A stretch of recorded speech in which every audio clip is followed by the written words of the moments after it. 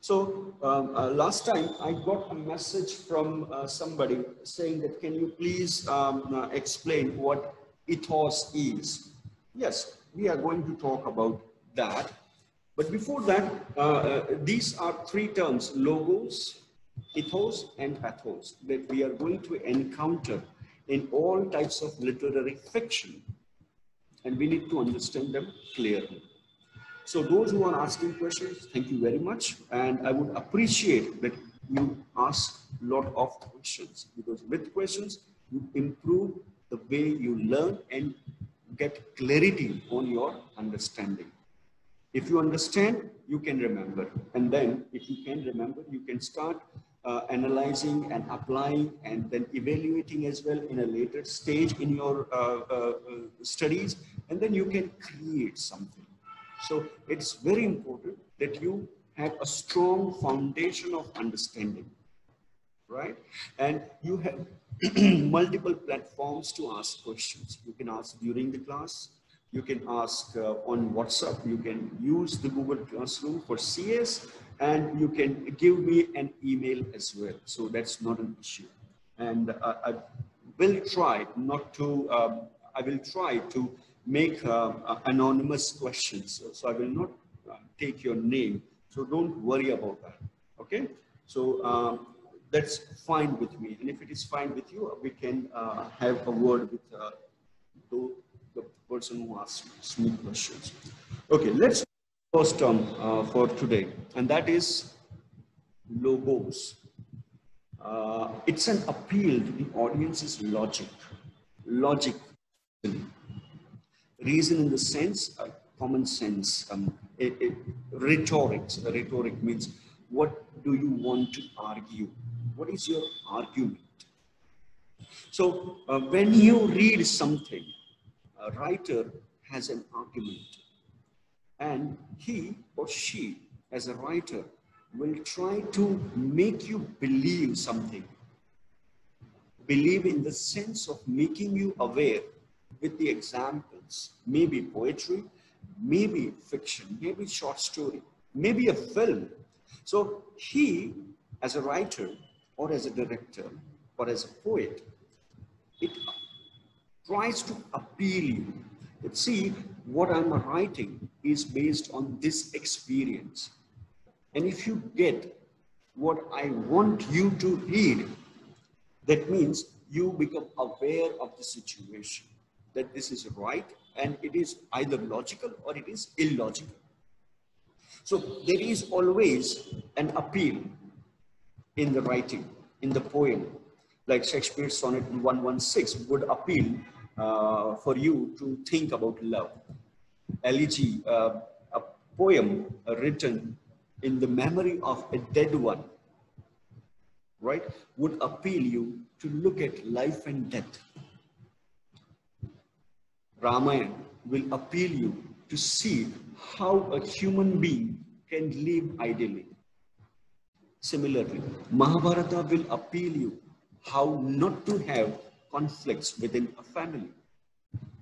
So each writer, each short story, each novel has something for the audience to think about.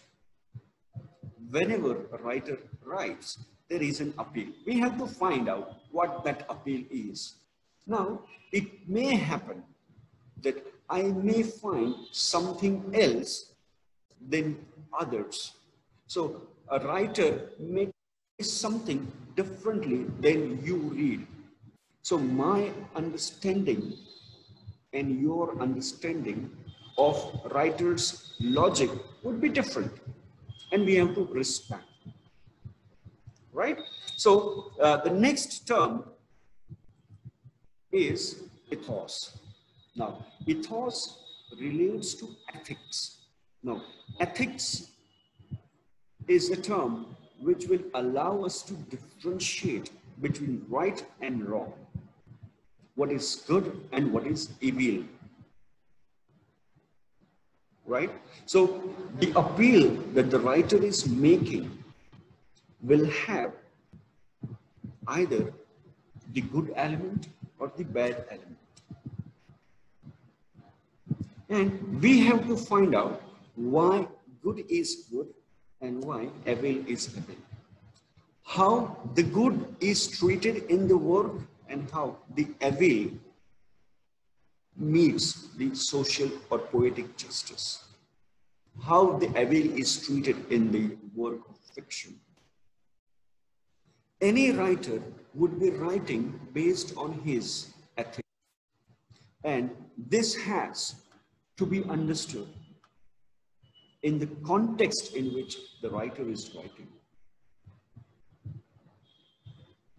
So ethos may appeal to you from a different point of view. If you are reading Chetan Bhagat's, let's say, two states, it will appeal you differently. Then it will appeal. But then the right and wrong may remain the same. What is right for me have to be right for you. If it is not that case, that means the writer has been making a very manipulated appeal to the audience. It has to be similar across cultures. And if it is similar across cultures, that means it can become a global kind of appeal.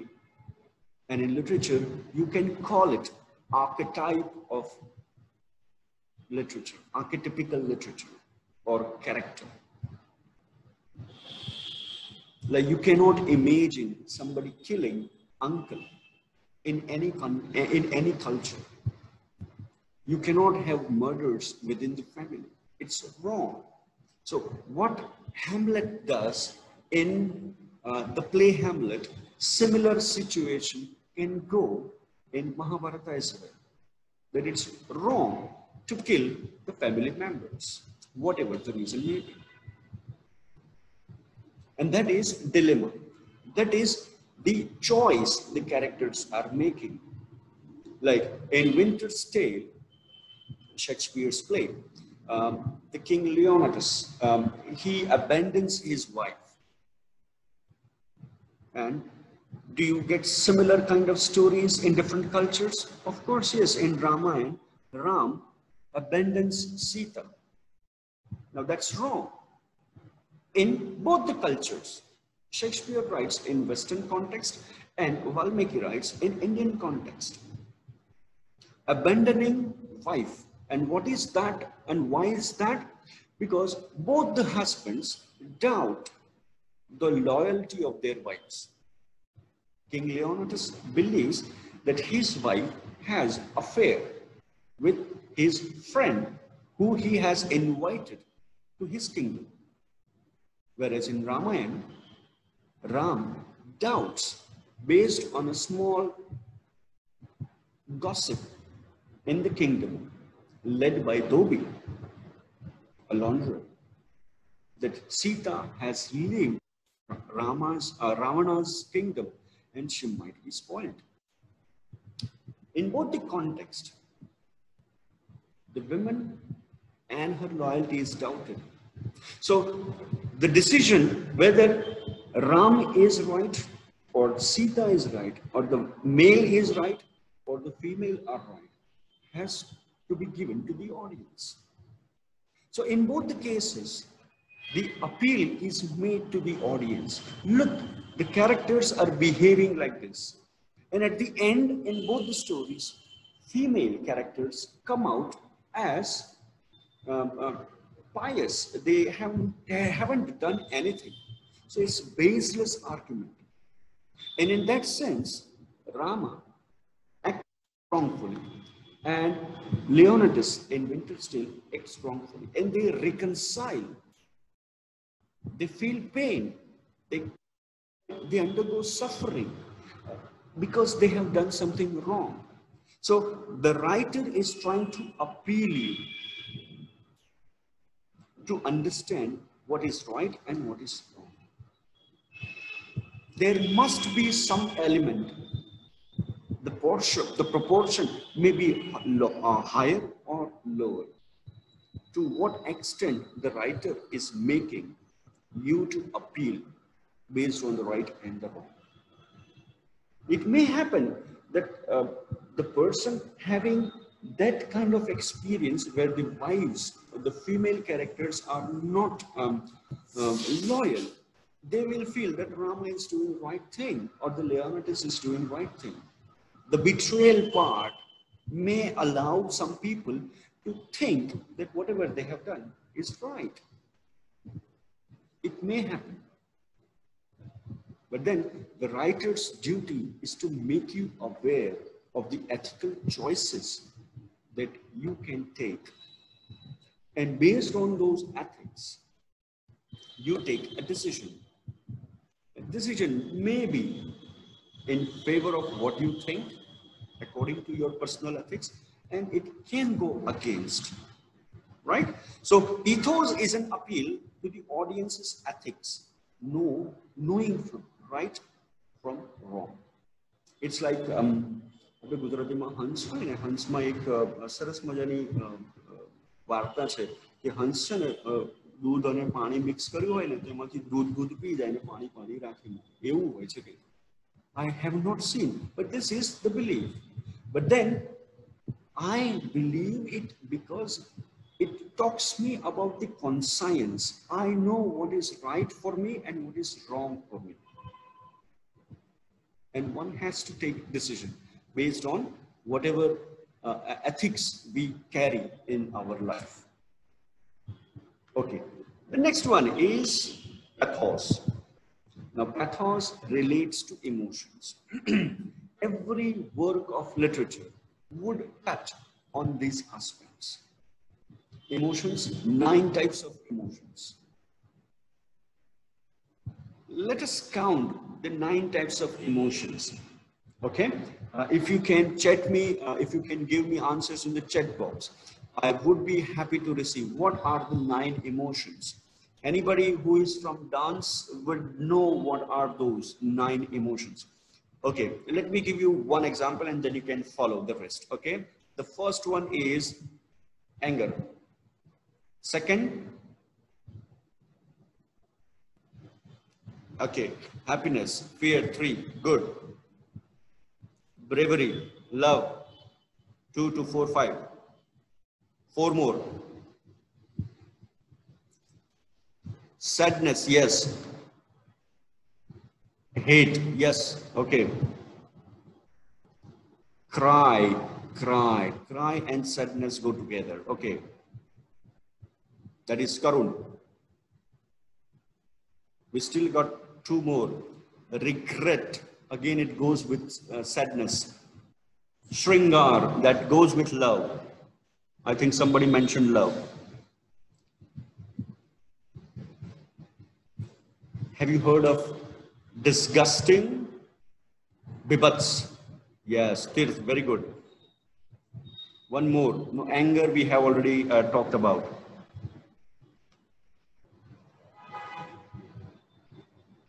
Anger we have talked about. Wonder, yes, good. Ascharya, adbhut.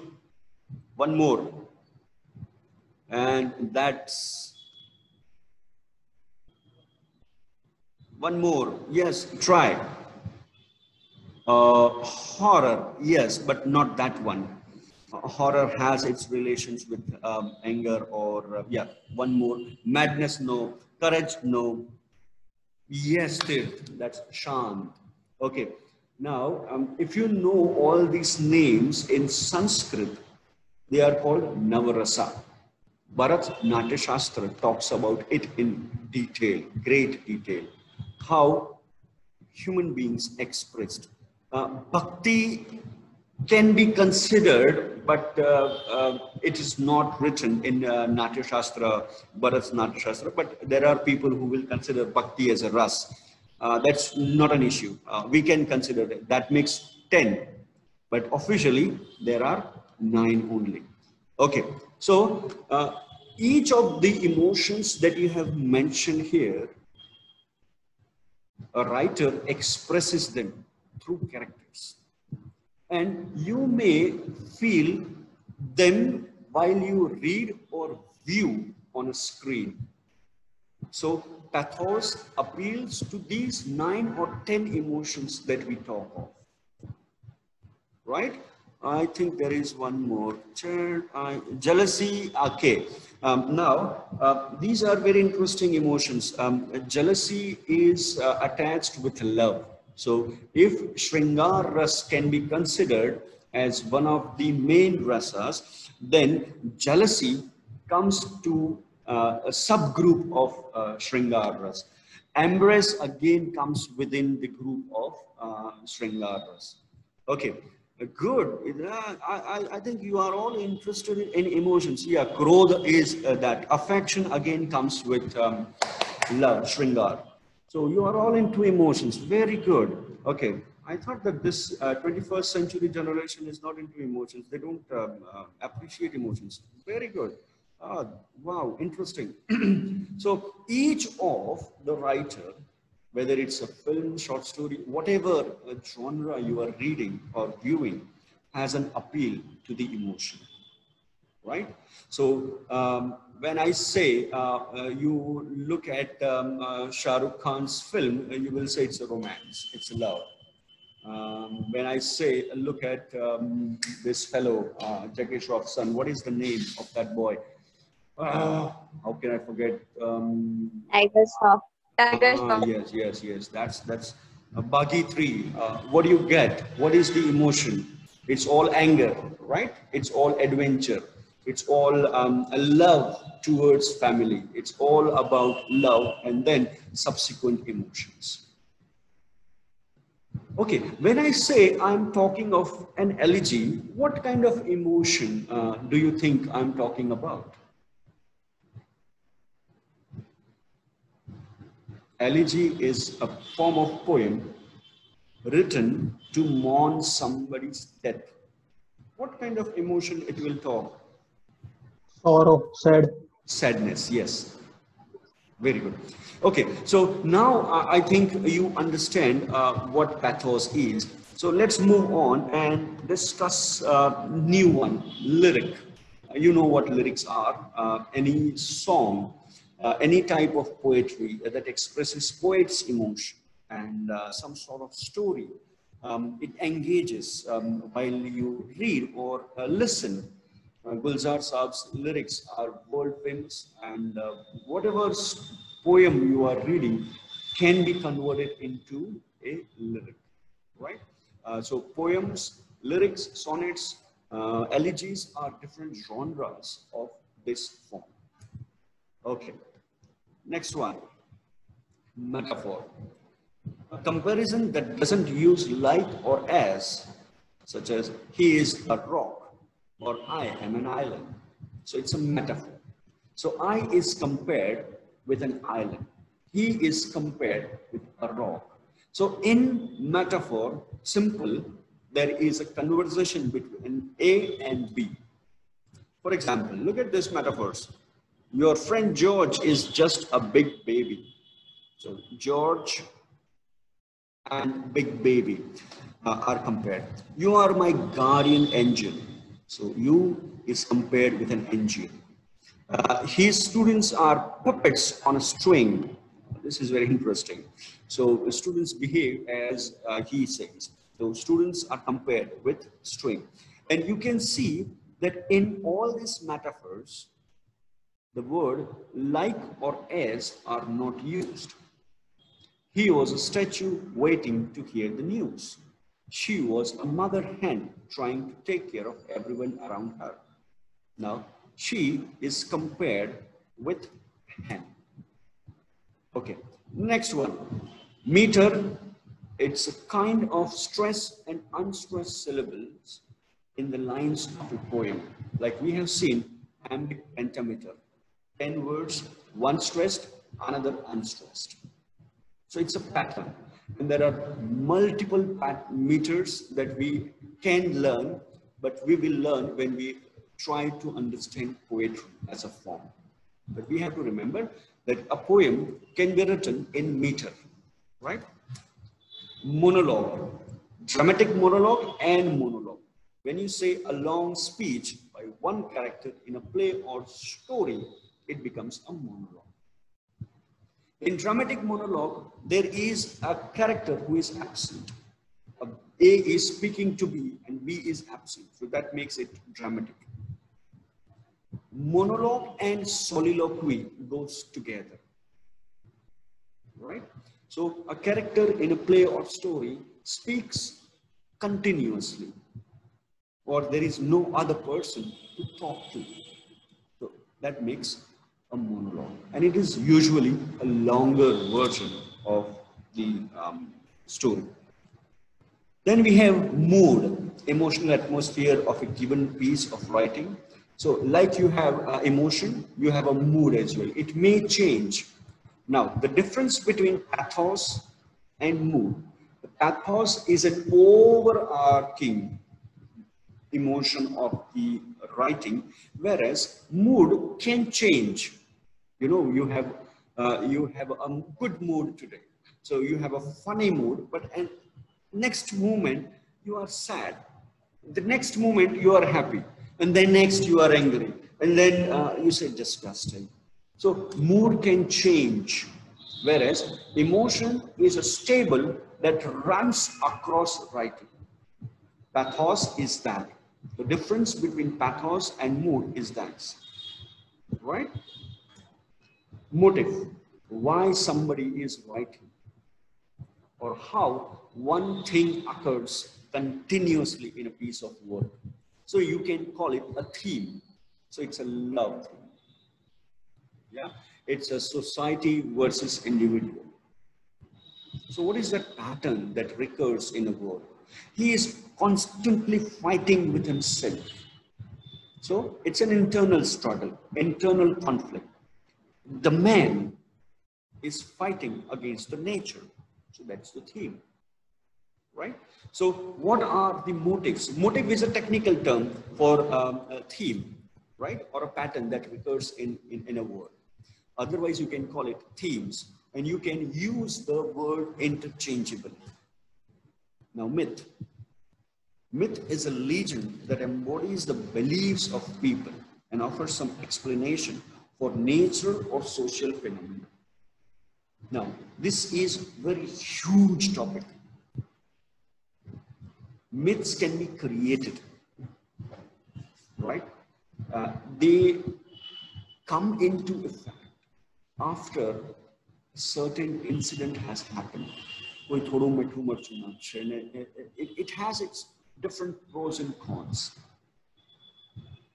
It's a kind of, some cultures have created myth. Even today, myths can be created. Legend can be created. It's actually the belief, how people believe in something, right? You have this famous film by Paresh Rawal, where, what is that name? Oh my God, yes. In Oh My God, the incident is that the idols are drinking milk, and it spreads instantly. Now, this is belief that he is talking about, the writer, the director of the film. He's talking of, somebody made a comment. I'll just look at it and come back to it. Sir, will you upload this on YouTube? Yeah, of course, Princey. No worries, beta. I'll upload.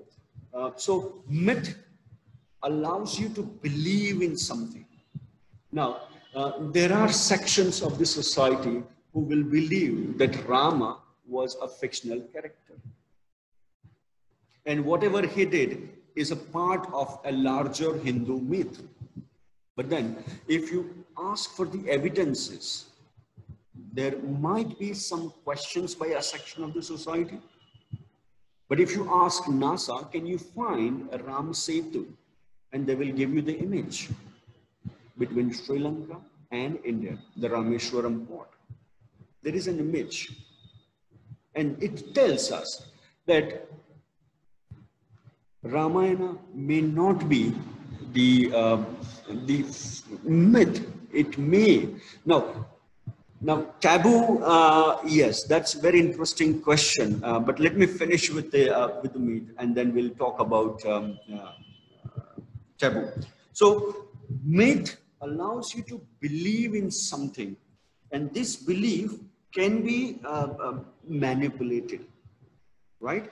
And because you try to explain things to a group of people that this is what our beliefs are, and then you try to explain with logic and scientific arguments. Now, when we talk of myth, we talk from the points of view that comes from different sources, different histories, different contexts, different cultures. And people try to find out how the myths have been created and how to go against the argue, against the belief. Like one of the famous belief that we have, the myth that we have, is the arrival of human beings in Indian context, in South Asian context, that Brahma gave the birth to the Brahmins through mouth. From shoulder came the Kshatriyas, the warrior clan. From belly came the business class people, the people who conduct business, Vaishya. And from feet, Shudra came. Now, how logical it is, but we believe it so much that it is very difficult to get this unscientific myth. When I say unscientific, I am trying to say that it cannot be proved. And similarly, when you say that it restricts your belief into something, to do something, to perform something based on the myths, then you are moving towards taboo. So if you believe in that myth where you have Brahmaji coming and giving birth to Brahma from mouth and Shudra from the feet, then you create a taboo where the upper class, upper caste people are not supposed to be in contact with the lower caste people.